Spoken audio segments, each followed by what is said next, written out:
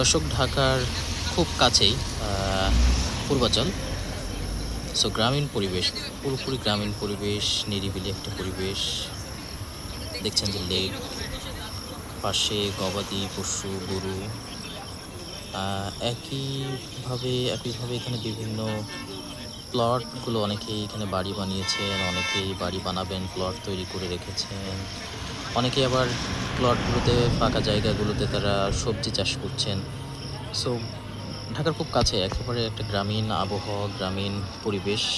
অনেকেই সুযোগ হলে গ্রামীণ পরিবেশে এই কিছুটা সময়ের জন্য ঢাকা শহরের যে পাথরের নগরীতেও যে একটা গ্রামীণ পরিবেশ আছে, গ্রামীণ আবহাওয়া আছে, সেই আবহে আসতে পারেন ঘুরতে।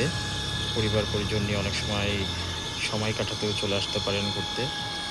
সো ঢাকার খুব কাছেই ৩০০ ফিট ধরেই চলে আসতে হবে।